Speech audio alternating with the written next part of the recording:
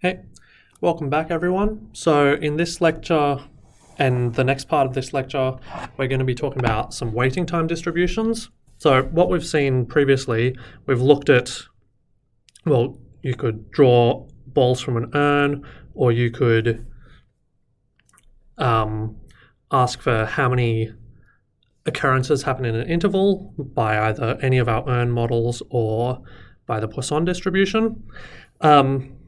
So a waiting time distribution asks, well, a related question to that is instead, well, in the ball case, how many balls do you have to draw until you've obtained a certain outcome? Say you want to get 10 red balls, how many balls do you have to draw?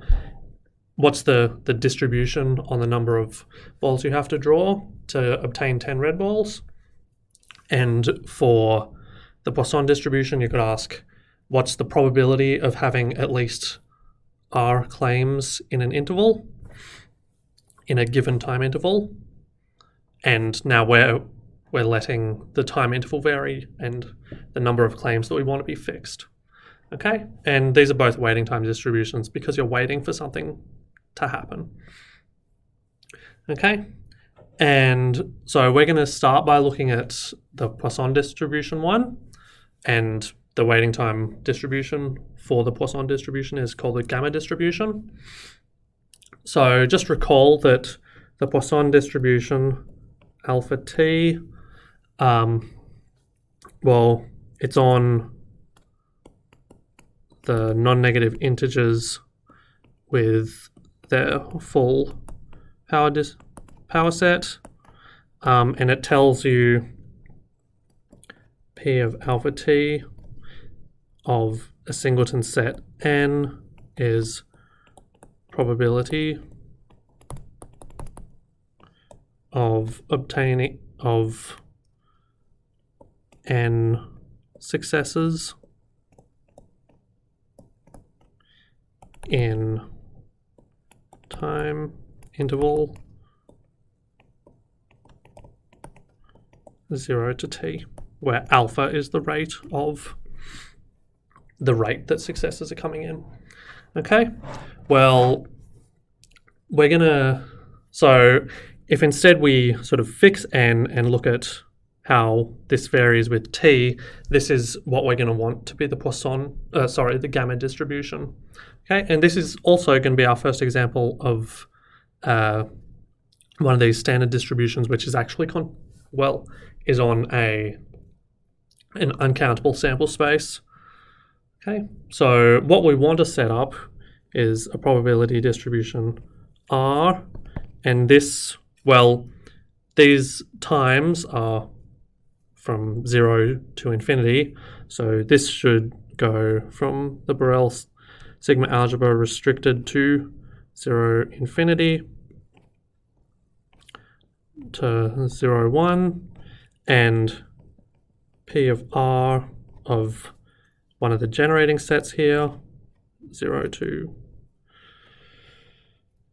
t, should tell us probability of at least R claims in 0 to t.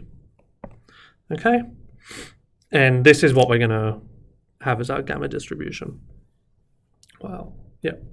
So, well, we're going to argue a bit heuristically here as we did with the Poisson distribution, we want to work out a reasonable thing for this to be. So, well, if we want at least R claims in the interval 0 to t, that's the same as there not being less than R claims. So, in fact, we find that PR of 0 to t, well, this should be 1 minus the probability that there's less than R claims, but we've got the Poisson distribution for that. So this should be Poisson distribution alpha t of, well, there could be either 0 or 1 or up to R minus 1 claims. Okay, and we can just write out what this is from the previous lecture, and we get 1 minus e to the minus alpha t sum k equals 0 to r minus 1 of alpha t to the k divided by k factorial. Okay, this isn't particularly helpful to look at because, well, it's a bit of a mess. So there's a trick that we can do here, which is going to make things a lot nicer, and that's to actually try to find the density of this distribution, of this measure, probability measure. So we're just going to differentiate in time, well, in t.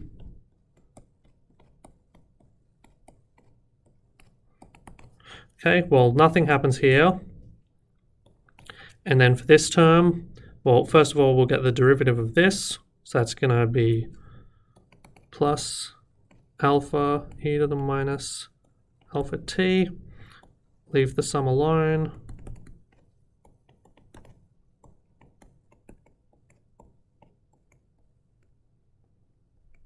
Okay, and then we leave this alone and differentiate each of these. Minus e to the negative alpha t.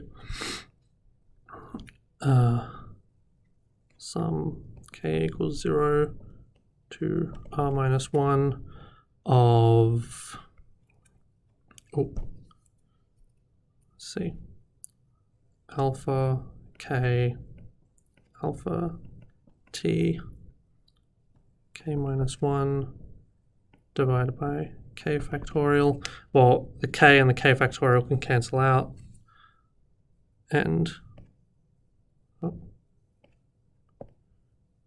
we get a k minus 1 factorial down here instead.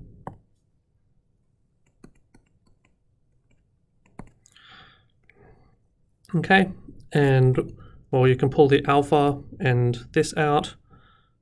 Alpha e to the minus alpha t. And then what are you left with? K equals 0 to r minus 1 alpha t to the k on k factorial minus alpha t k minus 1 on k minus 1 factorial.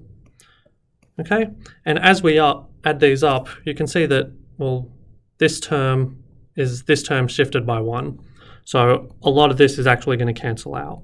And, well, let's see, if k is 0, then this part doesn't really make sense. There's a cancellation going on here for k equals 0. I should be a bit more careful with that. Yeah, no, let's delete this step, sorry.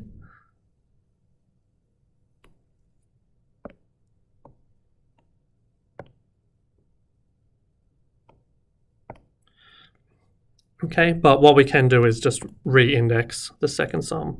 So alpha e to the minus alpha t as before, and then we've got a sum k equals 0 to r minus 1 alpha t to the k on k factorial minus, so we're going to shift the indexing by 1, so k equals 0 to r minus 2 of alpha t to the k on k factorial. Okay, and now here we correctly see that almost everything here cancels out, and we're just left with the k equals r minus 1 term. So alpha e to the minus alpha t of times by alpha t r minus 1 divided by r minus 1 factorial. Okay, and well, we've checked this function is actually everywhere differentiable, at least for t positive. So we find that, yes, p does actually have a distribution. P does actually have a distribution. So distribution of PR sorry, not distribution, density.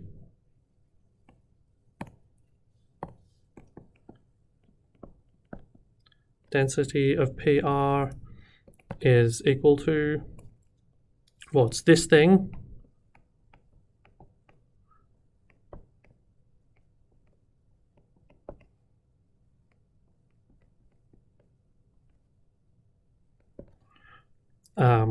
if t is bigger than 0,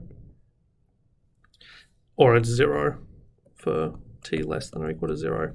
And you can check pretty much by the fundamental theorem of calculus that if you start from this function and integrate it up to a point, let's make these x's.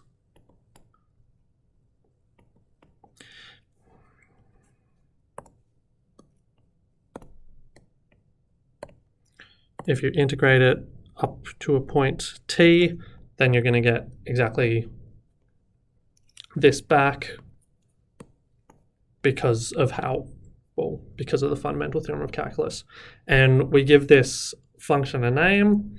We call this gamma with parameters alpha and r of x, and gamma alpha r is the gamma distribution. Well, it's, I guess, the density of the gamma distribution.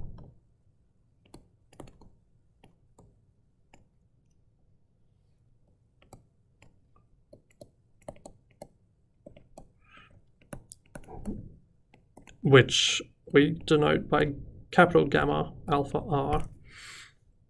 Okay, and well, there's an alternative way we can write this because we've got an r minus 1 factorial, and well, r minus 1 factorial is gamma of r, where I mean the gamma function. So what do I mean here? This can alternatively be written, that should be an x.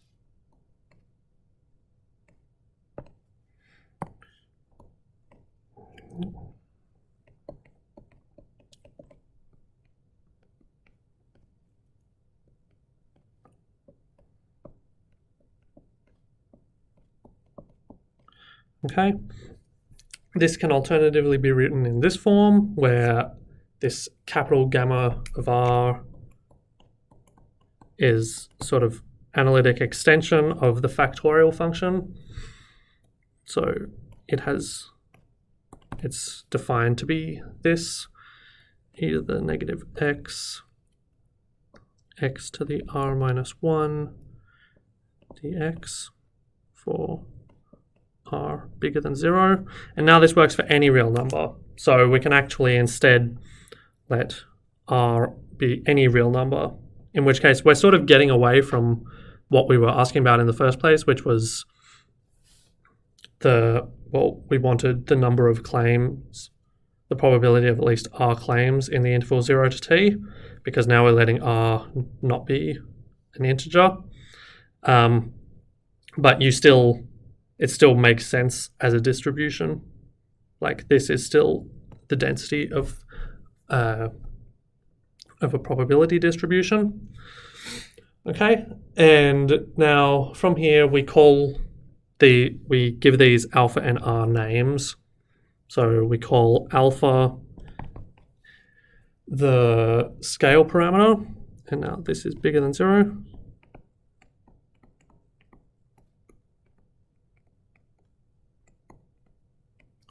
And r bigger than 0 is the shape parameter.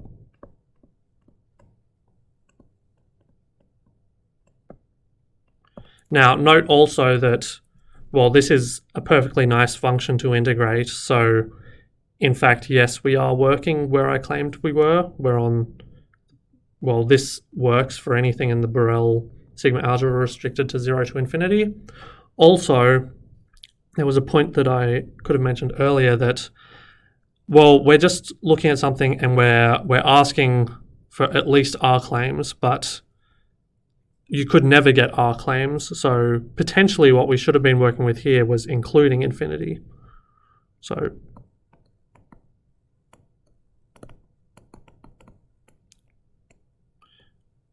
we should have possibly been working with 0 up to infinity inclusive, where we would consider the point infinity being that we never even get to R claims. But as we've found with this density, well, we don't have to go all the way to infinity. Okay, this thing is going to associate 0 probability to points to sets which get very close to infinity. Okay, so yeah. Another thing that I should mention is that, well, if we take R equal to 1, this is asking, well, what is the waiting time for at least one occurrence? And this is called the exponential distribution.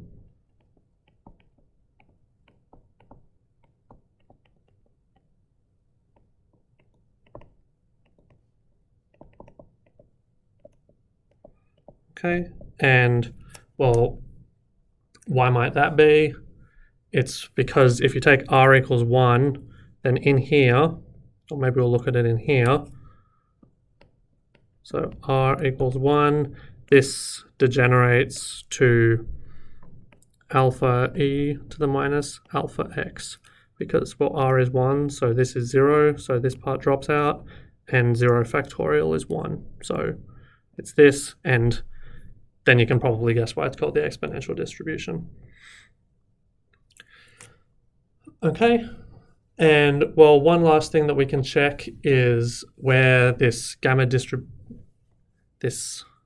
the density for the gamma function, the gamma distribution is maximized. Okay, and well, let's try to do that.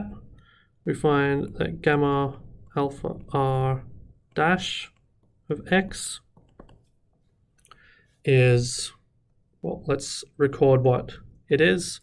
We'll ignore x less than 0 because, well, we know what the derivative is.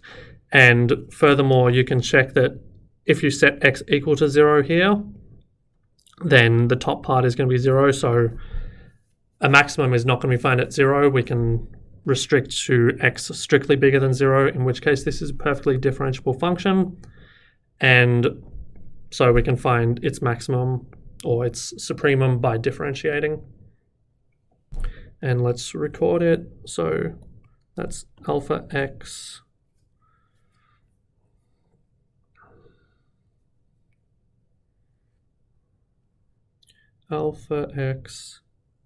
no, sorry, let's just grab it.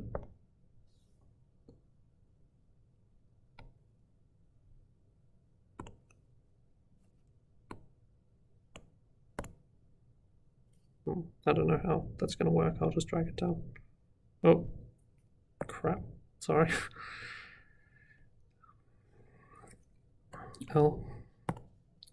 Alpha e to the minus alpha x alpha x r minus 1 divided by gamma of r.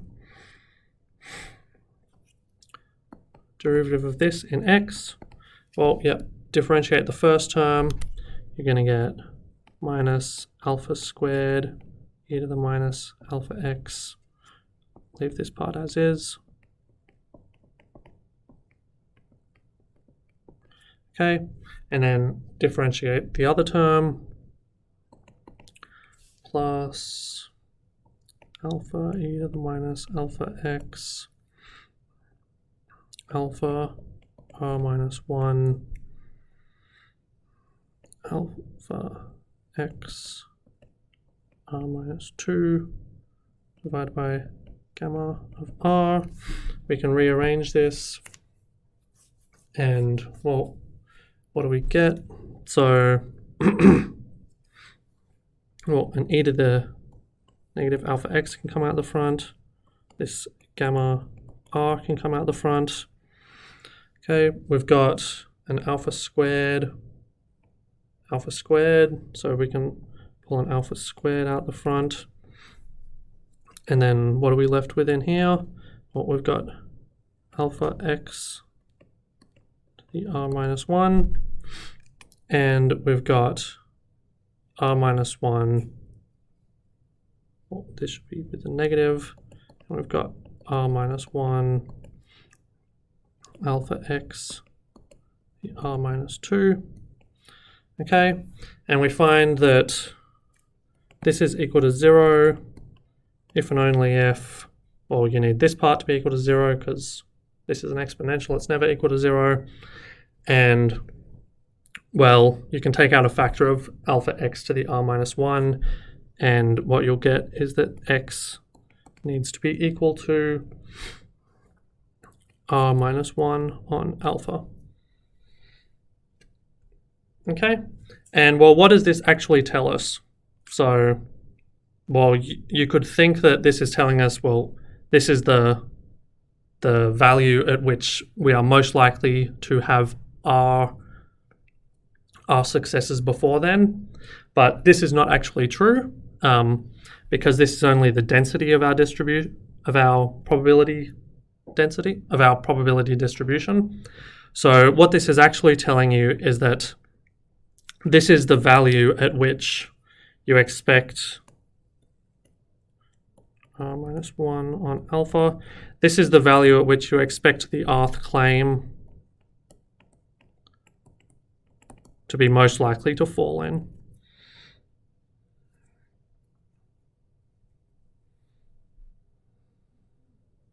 Yeah, so it's the most likely infinitely small interval compared to any other infinitely small interval that's going to contain the rth claim.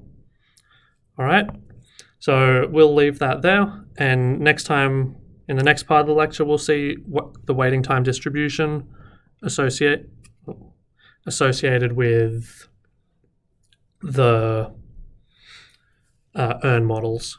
All right, thanks for listening.